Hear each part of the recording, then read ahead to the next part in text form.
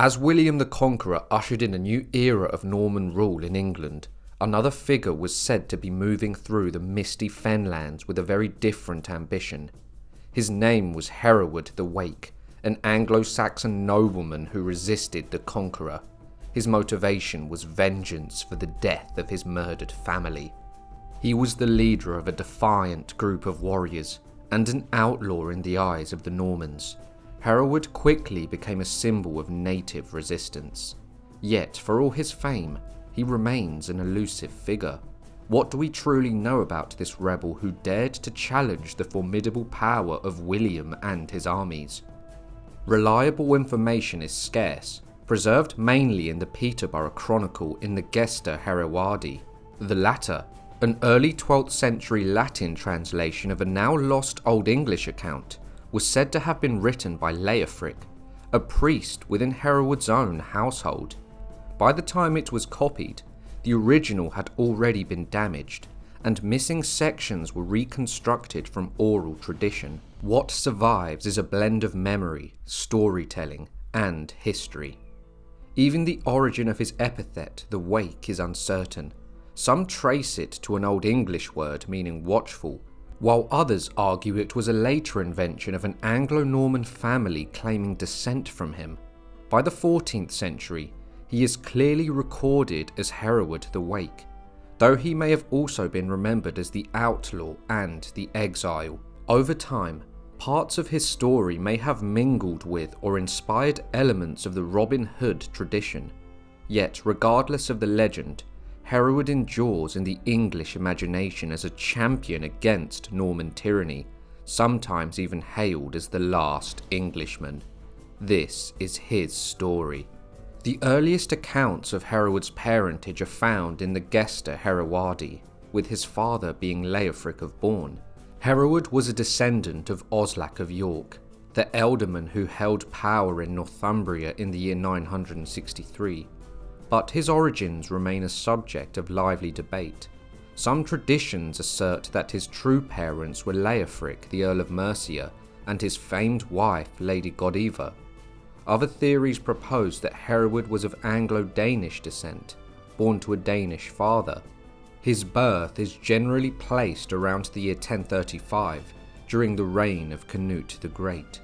If so, Hereward would have spent his early years under the shadow of Viking rule, first under Canute himself, then beneath the brief reigns of his sons, Harold Harefoot and Harthacnut, and finally during the return of Anglo-Saxon leadership under Edward the Confessor. The following account about Hereward will be based on the Gesta Herewardi. In these early stories, Hereward is portrayed as handsome, generous, and courageous, and also headstrong and prone to mischief. His unruly behaviour eventually caused such strain that his own father sent him away. Even then he failed to mend his ways, and in time, his father appealed to King Edward the Confessor to have him formally banished, a sentence said to have been passed when Hereward was just 18. Accompanied only by a loyal servant named Martin Lightfoot, he travelled north to seek refuge with his godfather, Gisbert de Gent. During his stay, he famously slew a captive Norwegian bear. Impressed by this feat, his godfather offered him a knighthood, but Hereward refused, insisting that he must first make a better trial of his courage and spirit. His growing reputation stirred envy among the other knights of the household, who made several failed attempts on his life. Realizing the danger, Hereward chose to leave and set out on a journey to Cornwall. During his stay with a certain Prince of Cornwall, Hereward drew the enmity of a man called Rough Scab, who hoped to win the hand of the prince's daughter. Hereward teased him in her presence, causing her to burst into laughter and provoking Rough Scab to threaten him with death. Unarmed at that moment, Hereward requested a little time, claiming he needed to arrange the bequest of his worldly goods to the church, though in truth he simply wished to fetch his sword. When he returned, the two men fought. Rough Scab, reputedly the finest warrior in the land, proved no match for Hereward, who struck a fatal blow to his groin. This deed, however, led to Hereward's imprisonment. With the help of the prince's daughter, Hereward managed to escape his imprisonment and fled to the King of Ireland, in whose service he soon distinguished himself through his prowess in battle. Sometime later, as he was travelling again toward Cornwall, he received a secret message from the Cornish princess begging for his aid. In response, he returned to her household in disguise, having dyed his hair black, and slipped unnoticed into her wedding feast.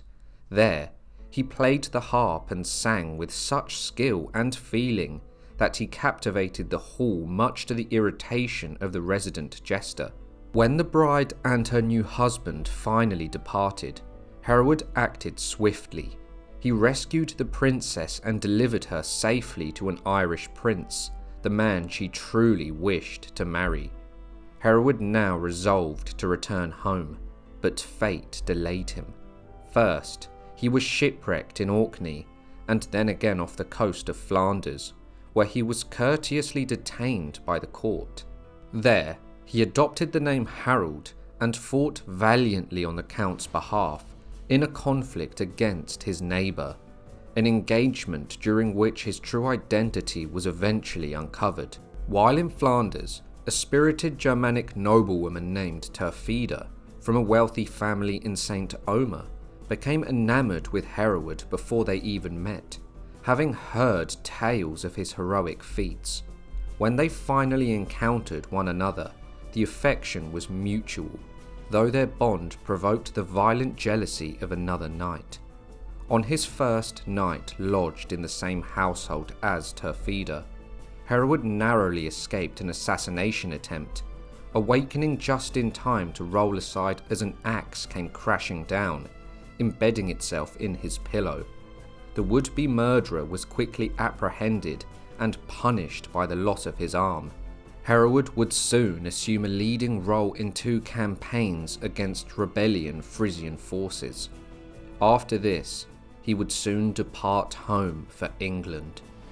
Upon his return to England, Hereward learned that King Edward the Confessor had died. Harold Godwinson, his successor, had fallen at the Battle of Hastings while defending the realm against William the Conqueror. In the aftermath, William and his Norman forces had subdued the country, replacing its earls with Norman lords and transforming the aristocracy beyond recognition. The common people suffered terribly. Fields were burned, communities devastated, and countless lives lost. William's brutal conquest left Hereward bereft of his family and confronted with a homeland in ruin. Hereward then made his way home with Martin, his loyal servant, leaving his new bride in the care of his cousins. Disguised, he visited a soldier who lived not far from his family estate. From him, he learned the grim truth.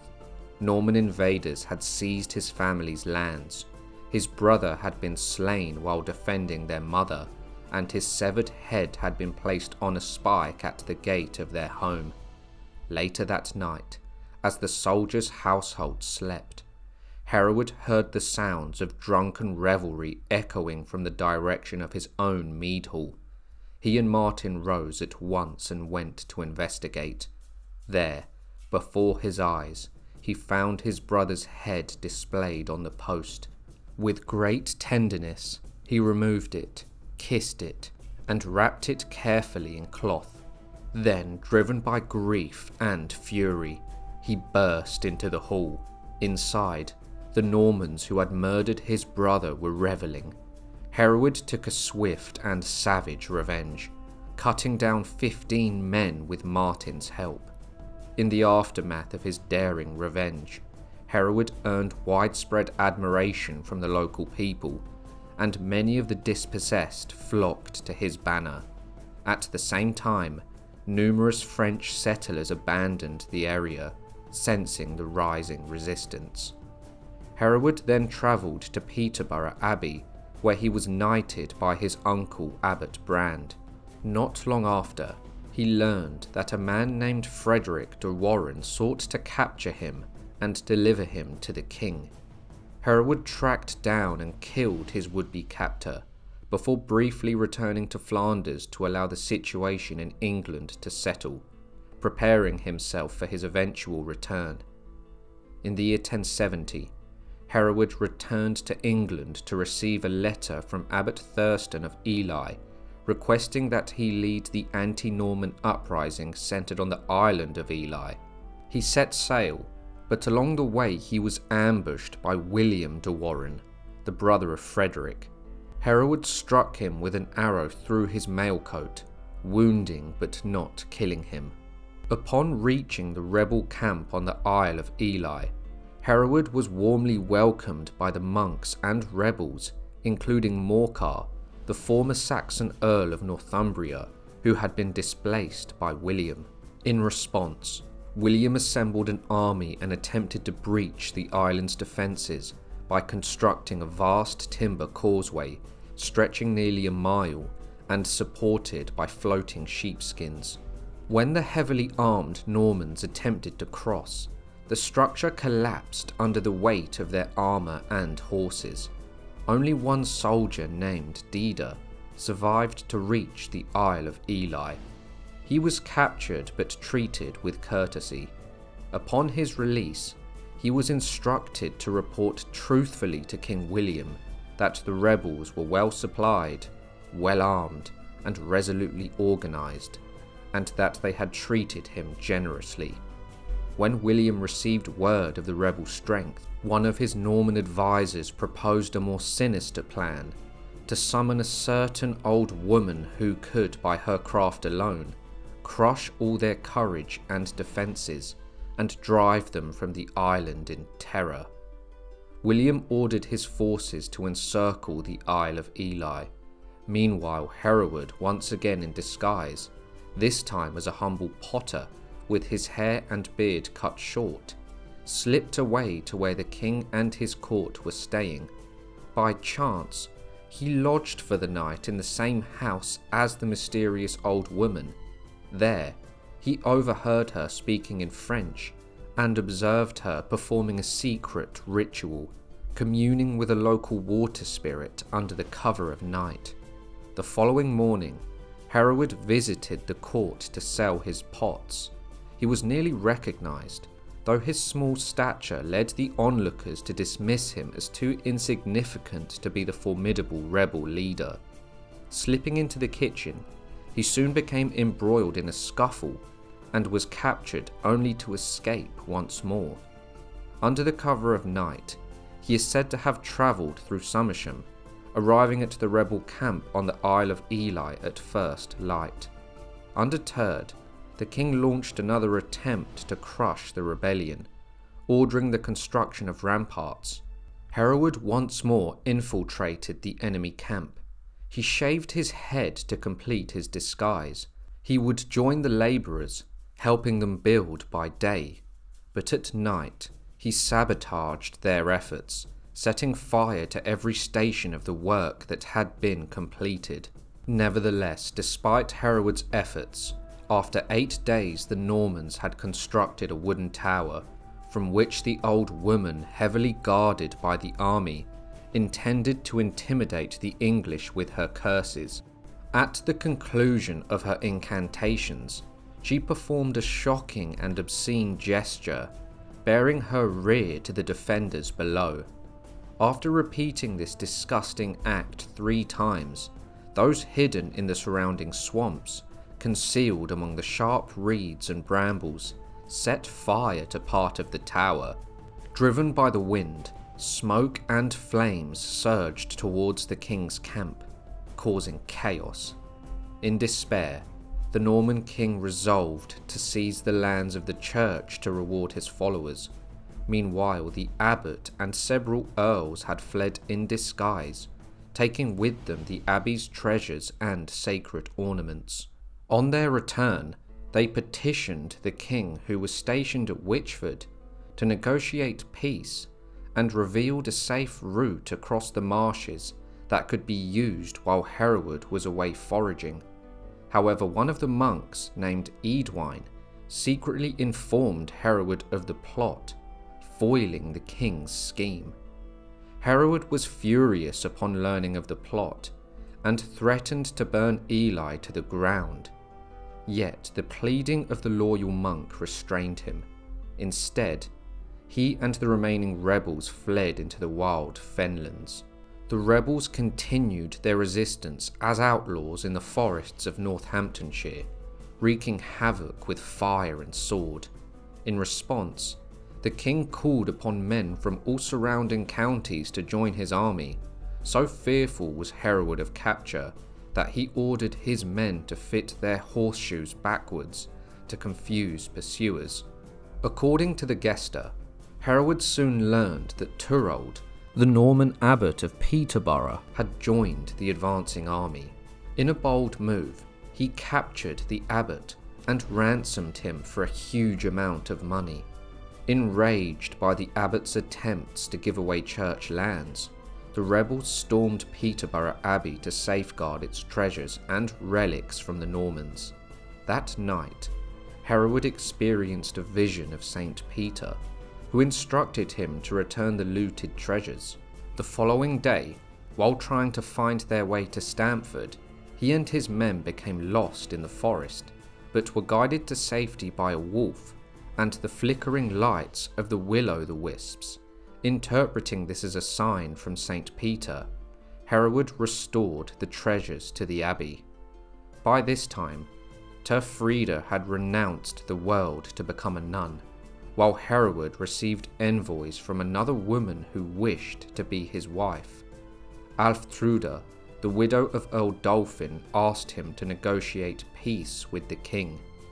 During these negotiations, Hereward was provoked into a duel with a man named Ogger, which led to his capture and imprisonment. Yet his loyal followers liberated him during a transfer between castles. Eventually, his former gaoler, the person in charge of keeping him in the prison, persuaded King William to negotiate once more, and Hereward was pardoned. He spent the remainder of his life in relative peace, leaving behind a legacy of courage, cunning, and enduring legend. Other sources suggest that he saw out his days in the rugged wilds of the fenlands, losing his life to a group of Norman knights. Whatever his eventual fate, Hereward the Wake had an enormous impact on the local people who continued to visit a wooden construction in the fens known as Hereward's Castle. The existence of Hereward himself is not generally disputed, yet the tale of his life, especially as told in the Gesta Herewardi, almost certainly contains embellishments, heroic exaggerations, and a measure of outright fiction. Hereward's presence at the Isle of Ely is firmly supported by contemporary records, including an annal for the year 1071 in the Anglo-Saxon Chronicle, which also notes his role in the looting of the abbey. Early sources reveal little else about him beyond his leadership of the final band of English resistors. The Domesday Book records that a man named Hereward held land in the parishes of Witham-on-the-Hill in southwestern Lincolnshire, under the lordship of Peterborough Abbey. Since monastic holdings were often scattered across many parishes, the exact position of Hereward's own estates remain uncertain, though they must have lain somewhere in South Lincolnshire. Although his rebellion ultimately failed, it stood as a testament to the resilience and fighting spirit of the Anglo-Saxons in the face of an increasingly powerful Norman foe.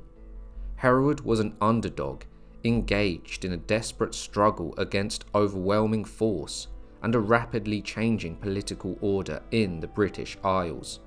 For centuries, his story faded from memory along with the people who had known him.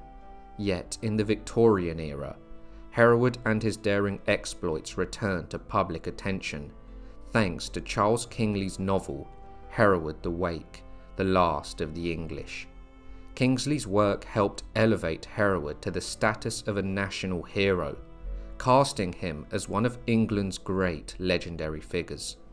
Some even speculate that stories of Hereward's courage and outlaw life may have helped inspire later tales of Robin Hood, another heroic figure living beyond the law while resisting the injustices of those in power.